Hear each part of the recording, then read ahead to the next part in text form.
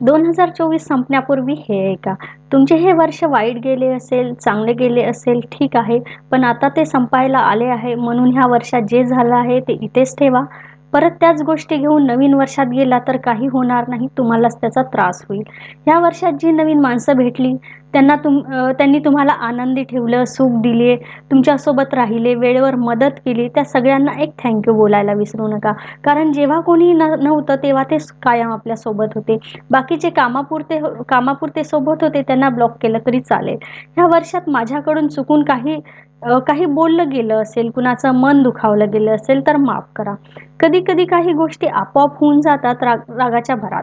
मनात असं काही नव्हतं, पण ते झालं.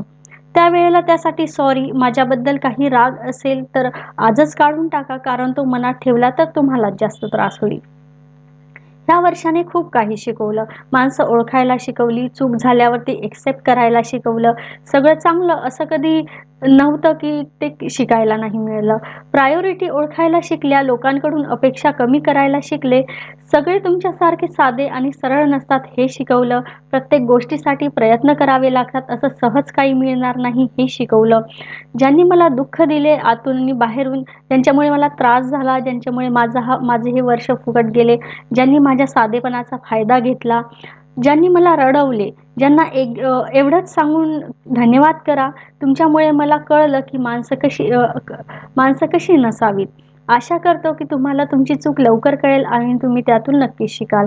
ह्या वर्षाच्या सुरुवातीला आपण खूप काही ठरवतो, खूप स्वप्न रंगवून ठेवतो, असं करू, तसं करू, पण काही अर्ध्यातच संपून जातात. काही स्वप्न असे असतात जे आपल्याला खूप पुढे आल्यावर कळतं की हे माझं स्वप्नच नाहीये. मला तर दुसरंच काही करायचं आहे. काही परिस्थितीमुळे सोडावं लागतात. काहींचे प्रयत्न चालू आहेत. त्यांना एवढंच सांगेन की जे करताय ते करत राहा. तुम्ही तुमच्या स्वप्नांच्या खूप जवळ पोहोचला आहात. खूप नवीन नाती बनवली, नवीन माणसं भेटली, काही सोडून गेली, काही सोबत आहे. ह्या जुन्या नात्यांना आणि माणसांना विसरू नका. अर्थात इच्छा असेल तर नवीन नात्यांना वेळ द्यावा लागतो, तो त्यांना द्या. आपल्या माणसांना जपा आणि त्यांच्यासाठी ते सगळं करा जे तुम्हाला करायचं होतं. मग ते कोणीही असो, त्यांना हे जाणून द्या की तुमच्यासाठी ते किती महत्त्वाचे आहेत. जर कोणावर प्रेम असेल तर सांगून टाका, कारण अजून किती वेळ थांबणार आहात? तुम्हाला जर उत्तर माहीत असेल तर आपल्या मार्गावर चालत राहा. ते तुमच्यासाठी नसतील बनलेले तर एक्सेप्ट करा. ठीक आहे, चूक झाली, काही हरकत नाही. प्रेमात पडल्यावर असं होतं.